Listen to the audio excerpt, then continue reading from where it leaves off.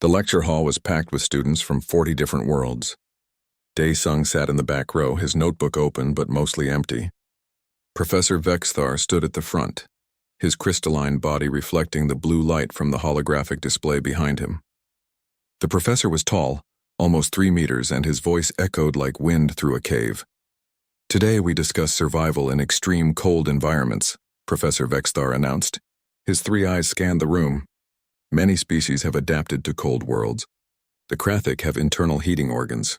The Solvoids produce natural antifreeze in their blood. Even the simple frost crawlers can survive temperatures that would kill most of you instantly. The hologram changed to show a frozen planet covered in ice and snow.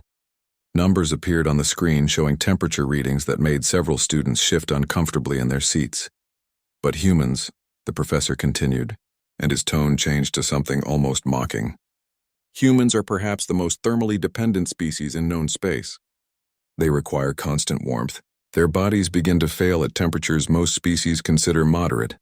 Dae-sung looked up from his notebook. He felt his friend Jiwoo glance at him from 2 seats away. She was a human too, studying xenobiology, and he could see the annoyance in her eyes. Professor Vexthar pulled up another display. It showed a human figure with red zones indicating heat loss. The human body loses heat rapidly. At -40 degrees, a human can die in mere minutes without protection. They have no fur, no blubber layer, no internal heating system. They are quite simply poorly designed for cold environments. A reptilian student named Thalrin laughed from the front row. "My people can hibernate in temperatures twice that cold. Humans need machines just to visit cold planets." Several alien students made sounds of agreement. Dae-sung felt heat rising to his face, but he stayed quiet. He had learned that arguing in class rarely changed minds. Professor Vexthar seemed to enjoy putting humans down as examples of evolutionary weakness. "Indeed," the professor said, "humans require heated shelters, thermal suits, constant energy sources. Remove their technology and they perish. This is why humans are classified as a technology-dependent species rather than a naturally adaptive one." Dae-sung raised his hand. The professor's eyes turned toward him slowly, as if surprised any human would dare speak. "Yes, student Dae-sung." "Professor, humans lived in Arctic regions on Earth for thousands of years before modern technology. The Inuit people, the Sami, others, they survived -50-degree winters." Professor Vexthar made a dismissive gesture with his crystalline arm. Yes. Primitive huddling in animal skins. Building fires. Temporary measures using dead organic matter for insulation. That is not adaptation, that is desperation. My point stands. Without their machines, humans cannot truly survive extreme cold. "They built permanent homes," Dae-sung said, his voice steady. "They raised families. They thrived, not just survived." The professor's body seemed to shimmer with irritation. "You believe humans could survive on a true ice world? Without modern thermal technology? I think humans are more capable than your data suggests." The room went silent. Even Jiwoo looked at Dae-sung with wide eyes. No one challenged Professor Vexthar directly. The professor was famous throughout the academy, had written 12 books and advised 3 planetary governments on colonization. Professor Vexthar moved closer to Dae-sung's row. "Very well. I propose a challenge. A real test of your claims." Dae-sung felt his heart beat faster but kept his face calm. "What kind of challenge?" "Glacium 9, an ice moon in the frost sector. Surface temperature averages -150 degrees. Most species cannot survive there even with standard protection. I challenge you to spend 1 week on its surface without advanced thermal technology. No heated suits. No powered shelters. Only what your primitive ancestors might have used." The room erupted in shocked whispers and sounds. Thalrin laughed loudly. "That's a death sentence. Humans would freeze solid in hours." Jiwoo stood up. "Professor, that's not a fair test. That's not a survivable challenge for any species without protection. 47 species can survive those conditions naturally," Professor Vexthar said. "If humans are as adaptable as your friend claims, he should manage with basic tools. Unless, of course, I am correct that humans are thermally inferior." Dae-sung stood up slowly. His mind was racing, but his voice came out steady. "I accept." The room exploded with noise. Students from dozens of worlds all talking at once. Jiwoo grabbed his arm. "Dae-sung, no. This is insane." Professor Vexthar raised his arms for silence. "Excellent. We will set proper rules, of course. I am not proposing murder. You may have basic tools, a knife, fire-starting materials, rope, basic clothing, though no advanced thermal suits. Observation drones will monitor you. If you are dying, we will extract you. I won't need extraction, Daesung said. We shall see. You have 2 weeks to prepare. Gather whatever primitive supplies you think will help. I will arrange transport to Glacium 9. If you survive 7 days, I will publicly admit my error and revise my assessment of human capabilities. If you fail, you will admit that human survival claims are exaggerated. Agreed, Daesung said. The professor nodded, his crystalline face impossible to read. Class dismissed. I look forward to this educational demonstration. Students filed out of the lecture hall, many staring at Daesung like he was already dead. Jiwoo pulled him into the hallway. What are you thinking? She demanded. Glacium 9 will kill you. I've read about that moon. Nothing lives there naturally. The surface is death. Humans lived in places Earth said were death zones, Daesung replied. Antarctica, the high Arctic. Mountain peaks, deserts, we're good at surviving where we shouldn't. That was on Earth. This is an alien ice moon. Ice is ice. Cold is cold. The principles are the same.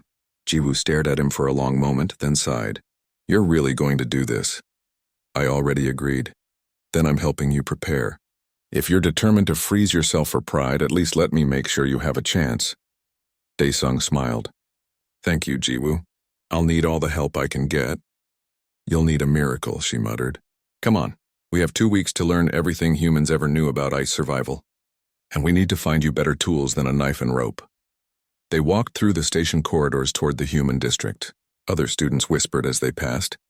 News was already spreading through the Academy network. The human who accepted an impossible challenge. The fool who would freeze to prove a point. Daesung ignored them all. His mind was already working on the problem. Professor Vexthar thought humans were weak, thought they needed machines to survive. But humans had survived ice ages and frozen wastes long before they had technology. They had knowledge, techniques, methods passed down through generations. He just needed to remember them, to relearn what modern humans had forgotten. 1 week on an ice moon. No thermal suit. No powered shelter. It should be impossible. But Daesung was going to build a fortress. The human district of Nexus 7 was smaller than most species sections, but it felt like home.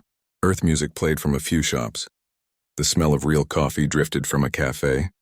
Daesung and Jiwoo walked past the market stalls until they reached a small shop with faded letters reading, Hyunwoo's Trade Goods. The shop was cluttered with items from 100 worlds. But Daesung knew the owner kept the truly interesting items in the back. Hyunwoo was old by human standards, maybe 70 years, with gray hair and deep wrinkles around his eyes. He had been a survivalist on Earth before joining the colonial expansion. The old man looked up when they entered and immediately frowned. I heard what you did. The whole station is talking about the crazy human who accepted Vexithar's death challenge. I need help, Daesung said simply. Hyunwoo shook his head, but gestured them to follow him into the back room. You need a brain scan, that's what you need. Glacium 9 is no joke, boy. I've seen the data on that moon. Nothing should be alive there. But humans have survived worse, Daesung said. Our ancestors did it. Our ancestors had generations of knowledge. You have 2 weeks, then teach me what you know. You survived in the Canadian wilderness for years. You know the old ways. Hyunwoo was quiet for a moment, studying Daesung's face. Then he sighed and began pulling boxes from high shelves. Sit down. Both of you. If we're doing this, we're doing it right. For the next hour, Hyunwoo talked while Jiwoo took notes on her datapad. He explained the principles of cold weather survival, heat retention, wind protection, the danger of moisture, how to recognize and prevent frostbite. The most important thing is shelter, Hyunwoo said. You need to get out of the wind. Wind is the real killer in cold environments. It strips heat right off your body. What about igloos? Daesung asked. The Inuit built them. Igloos work because ice is actually a good insulator when used correctly. Packed snow even better. The air trapped in snow creates insulation, and ice blocks the wind completely. Hyunwoo pulled out an old tablet and showed them diagrams, but you need to build them right. The entrance has to be lower than the sleeping platform so cold air sinks out. You need ventilation or you'll suffocate. Jiwoo looked at the designs. This is ancient knowledge. From Earth's Arctic peoples. Ancient doesn't mean wrong, Hyunwoo said. These techniques worked for thousands of years. Longer than we've had fusion reactors. He turned to Dae-sung. You also need to think about heat sources. Can you make fire on an ice moon? The challenge allows fire-starting materials, Dae-sung said. And Glacium-9 has frozen methane deposits. I checked. If I can expose and ignite them carefully, I can have heat, smart but dangerous. Methane burns hot and fast. You'll need to control it. Hyunwoo rummaged through another box and pulled out old manuals printed on actual paper. These are survival guides from Earth. Military cold weather training. Arctic Explorer journals, take them. Study them. Over the next 2 weeks, Dae-sung's small apartment became a research center. Ji-woo helped him gather every piece of information about cold weather survival. They watched old videos of people building snow shelters, read accounts of Antarctic expeditions, studied Korean ondol heating systems that used stone and fire to heat homes. Other human students heard what he was doing and came to help. A woman named Soo-jin, an engineering student, helped him calculate heat loss and insulation values. She showed him how to design a shelter that would trap and circulate warm air, using only basic materials. If you create a double-walled structure with an air gap, the insulation value increases dramatically, Soo-jin explained, drawing designs on a holographic display. And if you can channel warm air from a fire through the floor like traditional ondol, you can heat the entire space with minimal fuel. Dae-sung spent hours practicing with tools, cutting ice blocks from frozen water, learning to work quickly in cold conditions. He borrowed time in the station's cold storage units, working at -30 degrees until his hands knew what to do even when numb. Ji-woo helped him prepare his supplies. The challenge rules allowed basic items, so they chose carefully. A good knife, fire-starting materials that would work in extreme cold, strong rope, fishing line and hooks, a small shovel for cutting ice blocks, basic clothing layers but no thermal suit. The trick is layers, Hyunwoo explained during one of his training sessions. Trap air between layers. Air is insulation. Keep the layer next to your skin dry. Moisture will kill you in cold. Thalran and some of his reptilian friends visited once, laughing at the preparations. All this for nothing. You'll be a human popsicle in 6 hours. Dae-sung ignored them and continued working. News of the challenge spread beyond the academy. Human colonies heard about it. Some sent messages of support. Others called him foolish. A few sent old survival guides and information about traditional cold weather techniques from different Earth cultures. Finally, the 2 weeks were up. Captain Ralmoth, an insectoid pilot, arrived to transport Dae-sung to Glacium-9.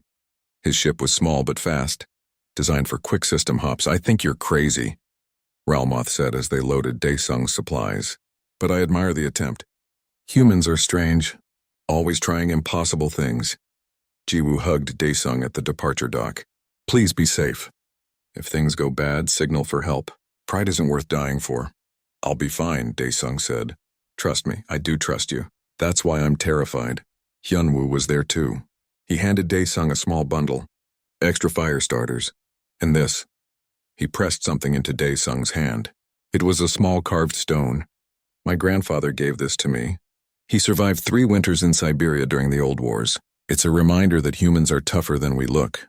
Dae-sung closed his hand around the stone, feeling its weight. Thank you. For everything. The flight to Glacium-9 took 6 hours. Dae-sung spent the time reviewing everything he had learned. Mental preparation was as important as physical tools. He visualized the steps he would take. Find shelter location. Start building immediately. Get fire going. Establish basic survival needs before dark. Glacium-9 appeared in the viewport, a white and blue sphere covered entirely in ice. No atmosphere to speak of. Just frozen methane, frozen water, frozen carbon dioxide. A dead moon that orbited a gas giant in the system's outer edge. Dropping you on the coastal region, Captain Ralmoth said. It's the warmest zone. Only -120 degrees. You're welcome. Warmest is relative, Dae-sung muttered. The observation drones were already in orbit, ready to record everything. Professor Vexthar would be watching from the academy. So would thousands of students and probably millions across multiple worlds. The human who thought he could survive impossible cold. The ship descended toward an ice shelf near a frozen ocean. Through the viewport, Dae-sung could see towering ice cliffs and pressure ridges where frozen ocean plates had collided and thrust upward. It looked like a white hell, but it also looked like Earth's Arctic, just colder, Captain Ralmoth landed the ship carefully. I'll wait until you're established, then leave. Drones will monitor you constantly. If you need extraction, just wave at them. We'll come fast. I won't need extraction, Daesung said. He put on his layers of clothing. No thermal suit as per the rules, but good insulated clothing that any human might wear. He gathered his supplies, tools, fire materials, rope, everything he had prepared. The cargo door opened, and cold slammed into him like a physical force. His breath turned to ice crystals instantly. His exposed skin burned with cold, but he was ready. Daesung stepped out onto the ice of Glacium 9, and the challenge officially began. The cold was beyond anything Daesung had experienced. It felt like knives cutting into every exposed bit of skin. His breath froze in his nose. His eyes watered and the tears froze on his cheeks. But he didn't stop moving. Movement meant heat. Stopping meant death. He surveyed the area quickly. The ice shelf stretched out flat for about 100 meters before rising into ridges and cliffs. Wind howled across the open space, which would make it uninhabitable. But near the cliffs there would be protection from the worst wind. That's where he needed to be. Daesung grabbed his supplies and started walking. Each step was careful. The ice was slippery and treacherous. A broken leg out here would end the challenge immediately, probably end him. It took 20 minutes to reach the base of the ice cliffs. His hands were already going numb despite his gloves. He found a spot where the cliff face created a natural windbreak and had a slightly recessed area. Perfect. This would be home. He dropped his supplies and immediately started working. First priority was shelter from the wind. Using the small shovel, he began cutting blocks of ice from the ground. The ice was hard, much harder than snow, but he managed. Each block was roughly the size of a large brick. Heavy but manageable. His training with Hyunwoo guided his hands. Build the first ring in a circle. Tilt each block slightly inward. Create a dome shape. Each block supported the next. Ancient engineering that required no nails or mortar. Just physics and ice. The work warmed his body but exhausted him. Cutting ice blocks in negative 120-degree cold was brutal. His muscles ached. His lungs burned from breathing the frigid air. But he kept going. After 3 hours, he had a basic igloo structure. Not perfect, but functional. The entrance was low, just as Hyunwoo had taught him. He crawled inside and immediately felt the difference. No wind. The temperature was still deadly cold, but wind was the real killer. He used snow to seal gaps between the ice blocks. Then he started on the second priority, fire. Without heat, he wouldn't survive the night. Daesung crawled back outside and searched the area. Glacium 9's surface had frozen methane deposits. He could smell them, a faint chemical scent even in the extreme cold. Following his nose and his survey data, he found a small vent where methane gas seeped from underground. Working carefully, he created a small collection chamber using ice blocks. Methane was dangerous, explosive, but controlled properly it would burn clean and hot. He rigged a simple valve system using rope and stone weights. When he was ready, he used his fire starter. The methane ignited with a soft whoosh. Blue flame flickered in the collection chamber. Heat. Blessed heat. Daesung almost cried with relief. He spent the next 2 hours creating a heat circulation system. Using principles from Korean ondol heating, he carved channels in the ice floor of his igloo.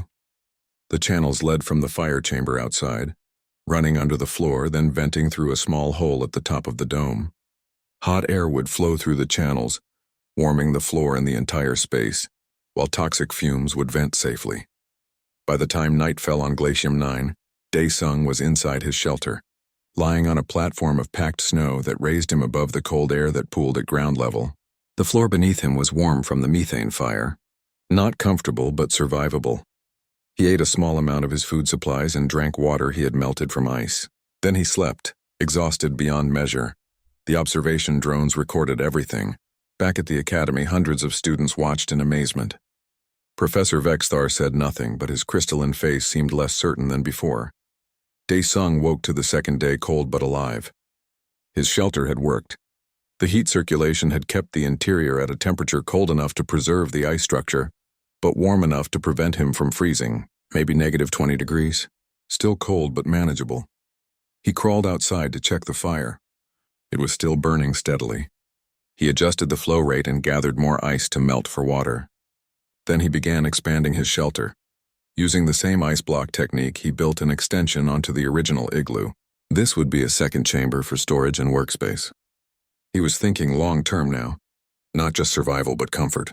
If he was going to prove humans could thrive in cold, he needed more than just a basic shelter. He created double walls with an air gap between them. Air was insulation. The double wall design would trap warm air and reduce heat loss dramatically. Sujin's engineering lessons proved valuable. In the afternoon of the second day, Dae-sung made a discovery. While digging deeper into the ice to expand his underground chambers, he found frozen algae, tiny organisms trapped in ancient ice. On Earth, Arctic explorers had found similar organisms. Some were still viable even after being frozen for thousands of years. He collected samples carefully. They wouldn't be edible directly, but they represented organic matter. Where there were algae, there might be other life. And other life meant potential food sources beyond his limited supplies. That evening, he improved his fire system. Instead of just one methane vent, he found 2 more and connected them with ice channels. Now he had 3 heating points, creating a more even heat distribution through his expanding fortress. Ji-woo, watching from Nexus 7, could barely believe what she was seeing. Dae-sung wasn't just surviving. He was building. The third day brought new challenges. Dae-sung woke to find frost covering the inside of his shelter. His breath had condensed and frozen overnight. This was a serious problem. Moisture was the enemy in cold survival. He needed better ventilation. He spent the morning creating a more sophisticated air circulation system. Multiple vents at different heights. Warm air rising, cold air sinking, fresh air flowing. It was like designing a building's HVAC system, but using only ice, physics, and careful planning. By midday, the ventilation was working perfectly. The interior was dry and relatively warm. He celebrated by making hot soup from his supplies. The hot liquid felt like luxury. In the afternoon, Dae-sung decided to solve the food problem. He knew the frozen ocean beneath the ice shelf might have life. Many ice-covered moons and planets had life in their subsurface oceans. He just needed to reach it. Using his shovel and knife, he began cutting a hole through the ice. It was slow, brutal work. The ice was over 50 meters thick in this location, but Dae-sung was patient. He cut and chipped and dug, creating a shaft that angled down through the ice shelf. After 4 hours of work, his tools broke through. Water, liquid water, rushed up through the hole, not frozen because it was under pressure and contained salts and other compounds. It was probably -10 degrees, which on Glacium 9 counted as warm. Dae-sung quickly fashioned a fishing rig from his line and hooks. He baited it with a piece of his food supplies and lowered it into the dark water. Then he waited. 30 minutes later, he felt a tug. He pulled up the line carefully and found a creature. It looked like a cross between a fish and an eel, pale white from living in darkness about the length of his arm. It was alien but recognizably alive. Dae-sung killed it quickly and cleanly, thanking it as Hyunwoo had taught him. Respect for what sustains you. He brought it inside his shelter and used his knife to clean and prepare it. The meat was pale but firm. He cooked it over a small methane flame and tasted it carefully. Not bad. A bit oily but edible. Protein and fat. Exactly what he needed. That night, Dae-sung ate fresh fish on an ice moon that supposedly couldn't support life. His shelter was warm. His fire was steady. His water source was secure. He had food. The observation drones sent back footage of him sitting in his ice fortress, eating by firelight, looking comfortable. At the academy, Professor Vexthar watched in silence. Thalrin had stopped laughing. Other students were beginning to realize they were watching something unprecedented. A human wasn't just surviving impossible cold. He was living in it, adapting to it, making it home, and he still had 4 days to go. Ji-woo sent a message via the observation drone system. "You crazy brilliant fool. You're actually doing it." Dae-sung looked up at the drone and smiled. His face was weathered from 3 days in extreme cold, but his eyes were bright. He held up his cooked fish in a silent salute. On an ice moon where nothing should survive, a human had built a home. And he was just getting started. The 4th day on Glacium 9 began with Dae-sung looking at his ice fortress and realizing he could do better. Survival was secure. Now he wanted to thrive. He wanted to show everyone watching what humans could really accomplish when they understood their environment, instead of just fighting it. He started with the windows. Ice could be clear if prepared correctly. Daesung cut thin sections from the clearest ice he could find, then used friction and careful scraping to polish them smooth. It took hours, but the result was worth it. When he installed the ice panels in gaps he had deliberately left in his walls, light flooded into his shelter. Actual windows on an ice moon. The observation drone zoomed in to capture the moment. Back at the academy, engineering students started calculating the structural implications. Sujin was already sketching designs based on what she was seeing. He's not building a survival shelter, she told Jiwoo. He's building architecture. Real permanent architecture. Daesung's fortress now had 4 chambers. The main living area with his sleeping platform and the Ondal heating system. A storage chamber for food and supplies. A workshop where he could craft tools and process materials. And a new chamber he was excavating that would serve as an observation room, with the largest ice window facing out toward the frozen ocean. In the workshop, he had created a small forge. Using concentrated methane heat and careful temperature control, he could actually melt and work metal. During his excavations, he had found deposits of meteoric iron frozen in the ancient ice. Now he was using it to create better tools. His knife had been good, but the blade he forged from the meteoric iron was better, sharper, stronger. He used it to carve intricate details into the ice walls, not necessary for survival, but important for something else. For proof that humans didn't just survive, they created beauty even in the harshest places. By the afternoon of the 4th day, he had furniture, a table carved from solid ice, chairs that were surprisingly comfortable with packed snow cushions, shelves for storage. He had even carved a small basin that he kept filled with warm water, heated by a channel from his fire system. Indoor plumbing on an ice moon. The galaxy was watching now. News had spread far beyond the academy. Millions of beings across dozens of worlds were tuning in to watch the human on the ice moon, some out of curiosity, some hoping to see him fail. But many were genuinely amazed. Jiwoo had become an unofficial spokesperson, explaining what Daesung was doing to reporters and curious students. Humans are adaptation specialists, she explained. We didn't evolve the thickest fur or the best night vision or the strongest muscles. We evolved the ability to figure things out, to use what's available, to turn hostile environments into homes. The 5th day brought expansion. Daesung wasn't content with just his fortress. He began building external structures, an ice wall around his main entrance to create a windbreak courtyard, a covered passage leading to his fishing hole so he could access it without exposure to the full wind, storage bunkers carved into the ice cliff for food preservation. He also created a better food supply. The eelfish he had caught could be kept alive in a small pool he carved near the fishing hole. The frozen algae he had discovered could be cultivated in shallow trays of melted ice water near his heat sources. Not delicious, but nutritious. He was creating a sustainable food system. This is beyond survival, Professor Vexthar finally admitted during a lecture. He was analyzing Daesung's fortress for his class. This is colonization. He is demonstrating that humans could establish permanent settlements in conditions I deemed impossible. Thalrin said nothing. Most of the students who had mocked Daesung now watched in respectful silence. The 6th day started calmly. Daesung woke, ate breakfast of fish and algae cakes, and planned his day.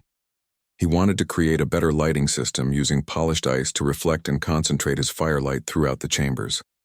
Then the warning came. The observation drones detected it first and sent an alert. A massive ice storm was approaching. Wind speeds over 300 kilometers per hour. Temperature dropped to negative 180 degrees. It would hit in 3 hours. Back at the academy, panic erupted. "We need to extract him," one of the administrators said.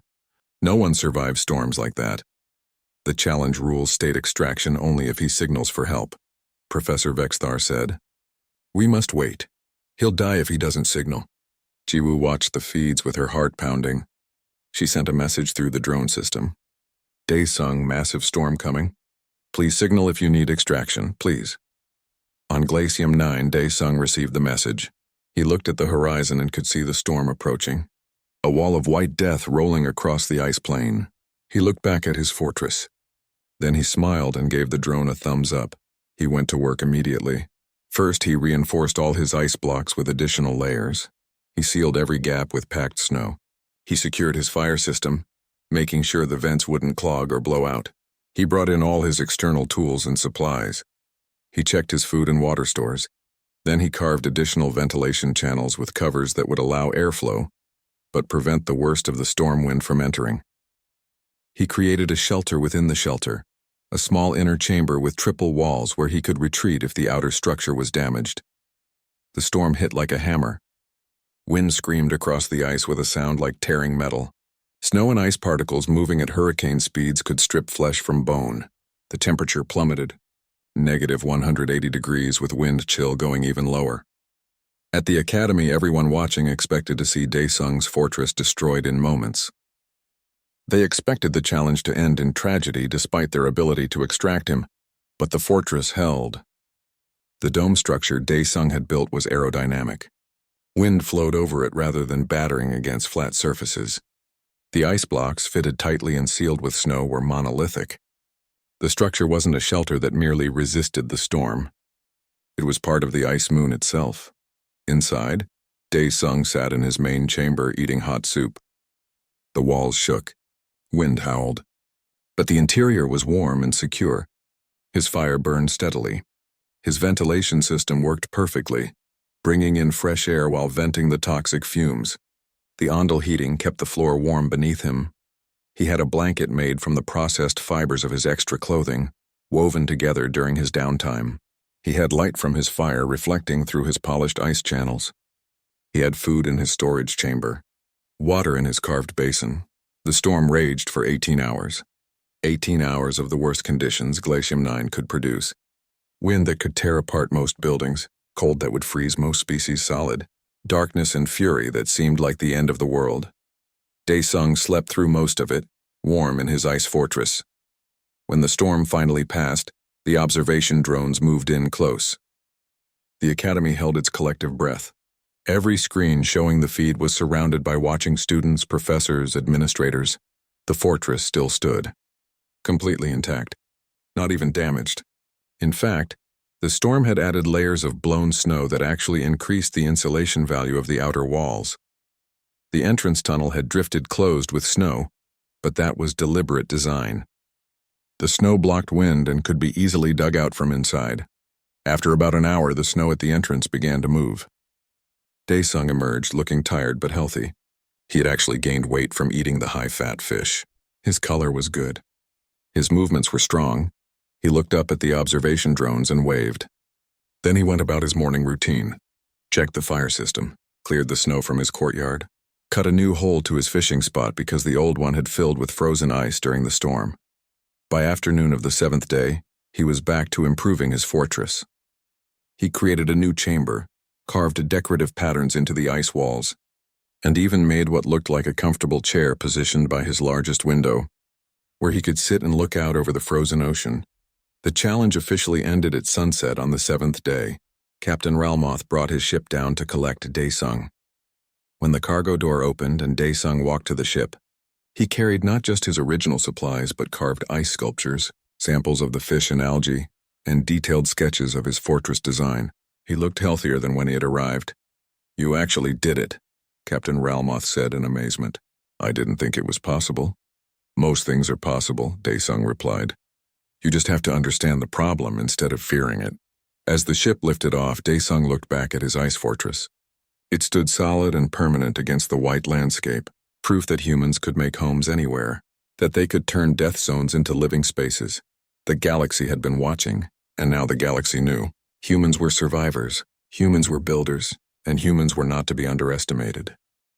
The docking bay at Nexus 7 was packed with hundreds of beings when Captain Ralmoth's ship landed. Word had spread throughout the station.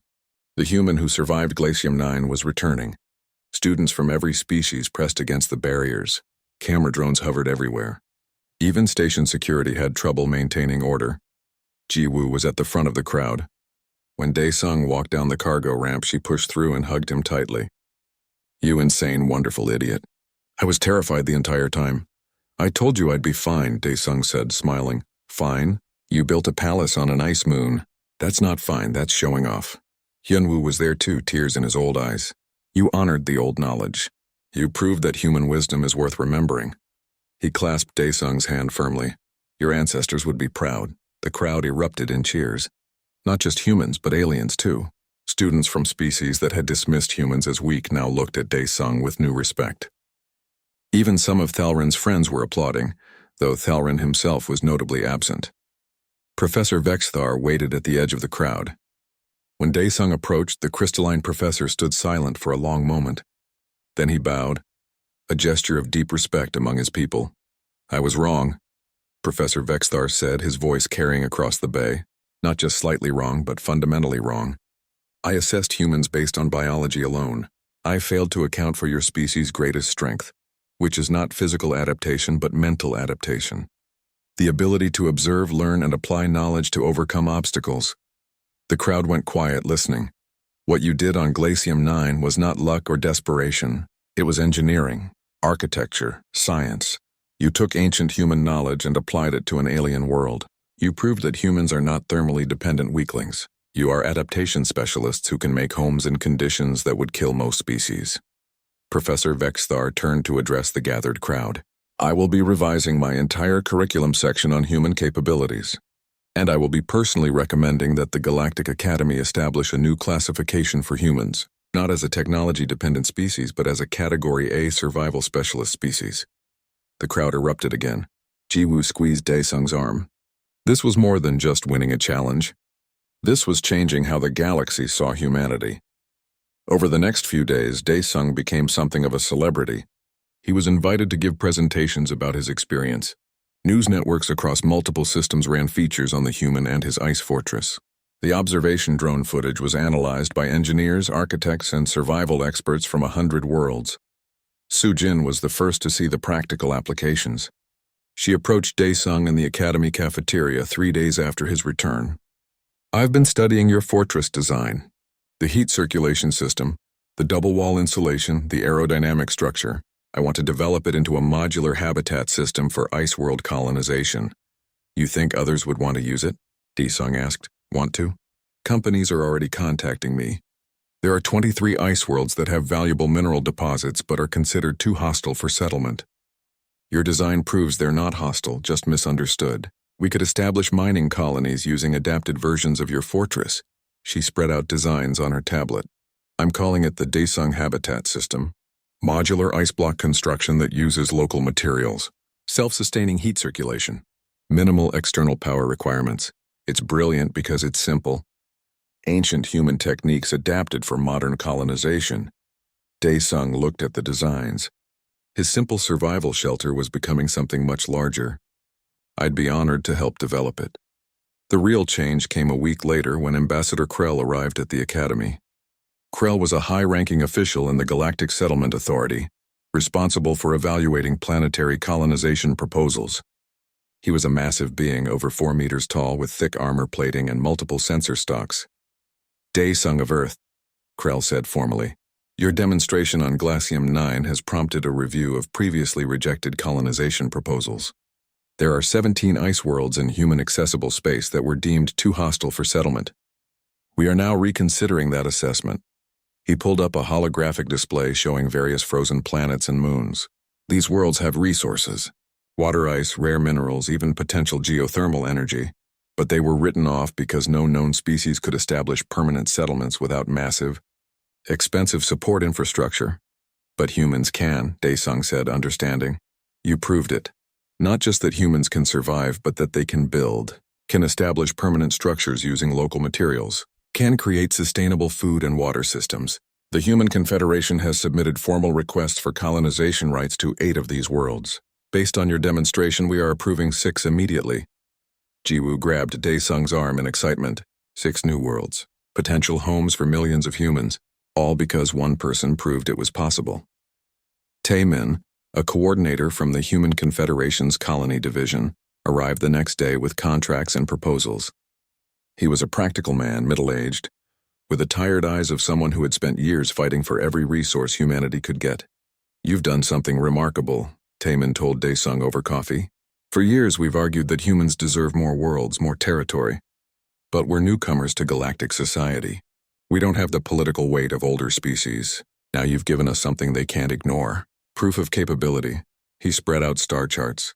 "These 6 ice worlds. We'll establish colonies within 2 years. Families will live there. Children will be born there. All because you showed it could be done. I just built a shelter, Daesung said, feeling overwhelmed. You built hope, Taemin corrected. You showed that humans belong in this galaxy, that we're not weak or limited, that we're survivors who can thrive anywhere. The academic response was equally significant.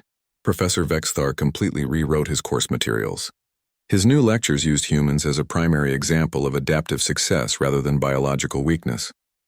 Other professors followed suit. Within a semester, academic discussion of human capabilities had fundamentally shifted. Even more interesting was the cultural impact. Students from other species began studying human history. They read about Antarctic explorers, Arctic peoples, desert nomads, mountain climbers, humans who had lived in every extreme environment Earth offered and had thrived there. An alien student named Krixtal approached Daesung in the library one day. Krixtal was from a water world, adapted for warm oceans, and had always viewed humans as fragile land dwellers. I read about your Inuit ancestors, Krixtal said. They lived in -50-degree cold for generations, raised families, created art and culture, all with Stone Age technology. My people could never do that. We die if water temperature drops below 15 degrees. Every species has strengths, Daesung replied. Your people can dive to depths that would crush humans. Yes, but we thought humans were weak because you can't do what we do. We didn't realize you could do things we can't even imagine, living on ice moons, building homes from frozen water. It's incredible. This conversation happened dozens of times with different species. The galaxy was learning that human limitations in one area didn't mean weakness overall.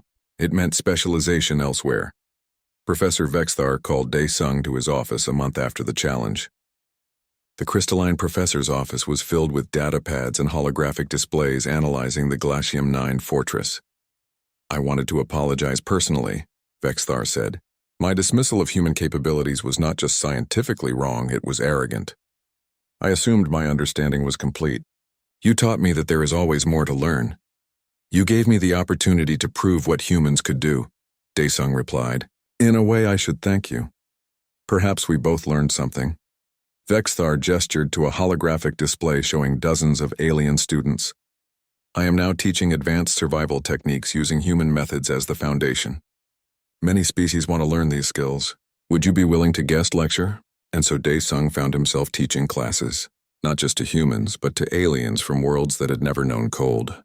He taught the principles of heat conservation, shelter design, resource utilization, the same knowledge Hyunwoo had taught him, now spreading to the broader galaxy. The ice fortress on Glacium 9 became something of a monument. The Human Confederation officially claimed it as a historical site. Tour ships started making stops there so people could see where one human had changed galactic perception of an entire species. Jiwoo finished her xenobiology degree and joined Daesung's team. Together with Sujin and Hyunwoo's advice, they developed comprehensive guides for human colonization of extreme environments. Not just ice worlds, but high-gravity planets, low-light systems, anywhere humans hadn't been considered viable. 2 years after the challenge, the first child was born on New Glacium, one of the newly approved ice colonies. The settlement used the Daesung habitat system.